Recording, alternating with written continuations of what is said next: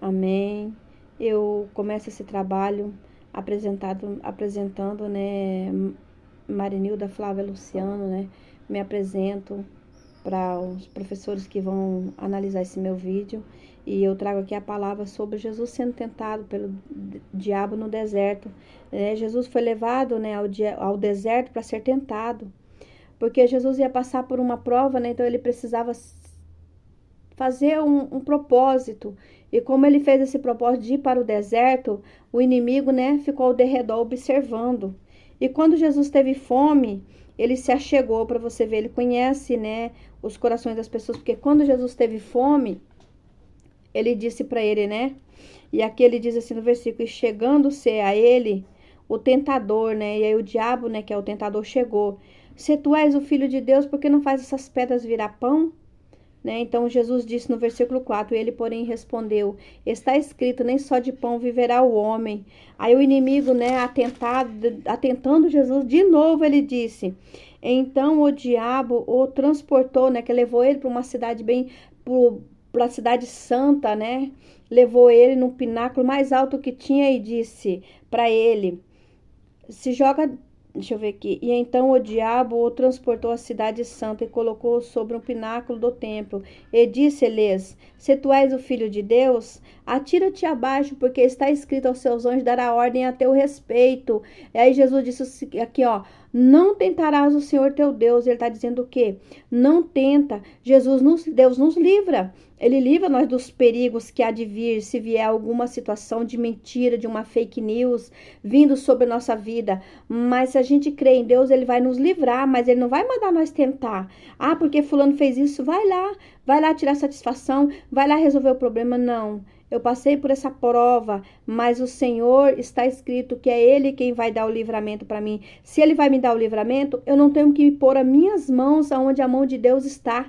E o diabo, ele é o que? Ele é o mentiroso e ele tenta toda vez. Disse-lhes Jesus, também está escrito, não tentarás o Senhor teu Deus. Aí no versículo 8, novamente, ele tenta Jesus dizendo, novamente o transportou o diabo um monte muito alto, levou Jesus para um monte muito alto e disse para ele, se tu prostrares me adorar, se tu prostrar a meus pés, todos esses reinos eu te dou. E ali disse-lhes, tudo isto te darei, né? Quer dizer, ele enganando Jesus, mentindo, porque ele é um mentiroso. Tudo fake news que o diabo fez contra Jesus. E ali o que aconteceu? E no versículo 10 Jesus diz assim, então disse Jesus, vai-te, Satanás, porque está escrito ao Senhor teu Deus adorarás e somente a ele darás culto. Então, somente a Deus adorará. Então, o diabo o deixou e eis que vieram anjos.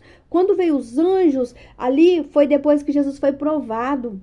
E muitas das vezes as fake news que vêm na nossa vida é para nos ser provados. Ela vem para nos provar. Mas Jesus fala que Ele é o nosso Pai. Ele nunca abandona um filho. É só crer, porque o Senhor está no controle das nossas vidas. E operando Ele, ninguém pode impedir. Desculpa que eu estou procurando a palavra aqui. Aqui ele diz assim, João 14... Aí ele diz assim, disse-lhe a Jesus, eu sou o caminho, a verdade e a vida. Ninguém vem ao Pai senão por mim. Se vós me conhecesseis a mim, também conhecereis a meu Pai. E já desde agora o conheceis e o tendes visto. Então aqui ele está falando o quê? Eu sou Jesus. Eu sou filho de Deus, então ele estava afirmando uma verdade, não era fake news. Fake news era só o diabo que tinha. O diabo ele já é derrotado, ele já é destruído. Por mais que o povo tentou confundir, trazendo para Jesus uma história assim abstrata, trazendo uma mentira, trazendo algo assim que é intocável, mas Jesus sempre ele mostrava que ele poderia ser tocado, que ele poderia ser, ele renovava por onde ele passava. Então aqui ele está dizendo o quê? Disse-lhe Jesus, eu sou o caminho, a verdade e a vida. Ele tinha certeza do que ele estava falando e com isso causava muita revolta no povo. E aqui Jesus, aqui no Salmo, João 3, versículo 3 em diante, diz assim, ora, ninguém subiu ao céu, senão o que desceu do céu, o Filho do Homem, que está nos céus. Então, ele está dizendo aqui uma verdade. Ninguém subiu. Então, quem vai subir é eu. Eu vim aqui, que ele estava dizendo, que ele veio e que ele ia passar pela prova, que aquela tentação que ele estava passando, ele estava se preparando para a hora que viria, porque viria horas difíceis, do qual o Filho do Homem seria crucificado, que ele morreria, mas que ele ressuscitaria. E tão certo que ele deixou nas leis de Moisés, deixou em várias leis, que a verdade era Jesus quem estaria. Então ele mudou todo o contexto bíblico quando ele veio ao mundo, porque ele veio e trouxe amor. Aquele tempo o povo vivia no tempo da lei. Era o tempo do toma lá da cá, né? Fez errado, morreu. Aí Jesus veio e trouxe vida, trouxe verdade, trouxe ressurreição, trouxe libertação. Jesus não trouxe uma parábola que diz assim: ah, Jesus ele reencarnou. Jesus não reencarnou. Ele ressuscitou. Então não houve reencarnação. Então eu creio assim que nunca esse negócio de dizer, porque Jesus reencarnou. Não, ele não reencarnou. Ele ressuscitou. Então ele trouxe um novo tempo, uma nova história. Então a gente tem que estar preparado, porque o tempo está chegando e a gente vê que está tudo se cumprindo, as mentiras cada vez mais se aparecendo e o povo sendo confundido, o povo de Deus sendo confundido. Então não cremos no Jesus que como que eu quero dizer? No Jesus que reencarnou. Houve uma reencarnação? Não, ele houve uma ressurreição. Porque quando Jesus falava que convinha que o Filho do Homem padecesse, passasse pela morte de cruz e ressuscitasse, e estivesse à destra do Pai, ele estava falando uma verdade.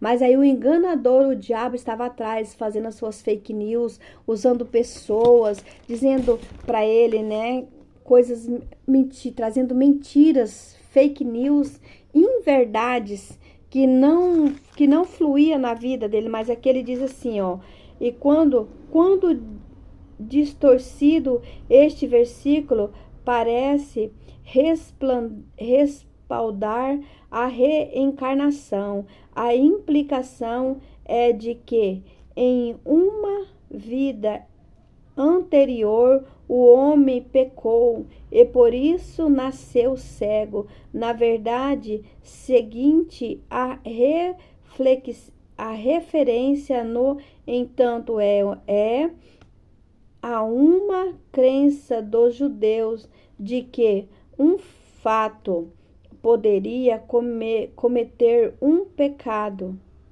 porque um feto não poderia cometer um pecado enquanto ainda estivesse no útero da mãe. O conceito de ressurreição era estranhos à crença judaica. Os judeus acreditavam na reencarnação e não na ressurreição. Então, aqui eles acreditavam numa mentira, né? Na reencarnação. Eles queriam, aqui eu tô lendo aqui em João 9, né? O versículo em diante, o texto, eu li aqui o texto do rodapé da Bíblia, que fala, né? Que no versículo 9 ele diz, e Jesus viu um homem cego de nascença.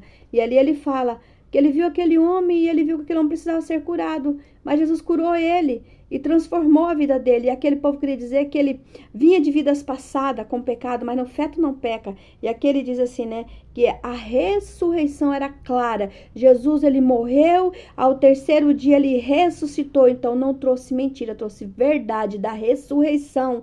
Então não adianta a pessoa ficar por aí pregando reencarnação. Não existe a reencarnação, existe a ressurreição do Filho do Homem que veio ao mundo. O único que veio ao mundo, morreu e ressuscitou e voltou para o céu. Foi Jesus de Nazaré, que está à destra do Pai, intercedendo por mim e por você. Que as mentiras, que as fake news de grupo de WhatsApp, de Instagram ou de Twitter, aonde for, seja repreendida, que nós criamos na verdade da Bíblia. É por isso que a gente tem que meditar. A Bíblia fala, medita neste livro de dia e de noite. Ser forte e corajoso, ser valente. E leia a palavra de Deus, porque ela é fiel. Amém?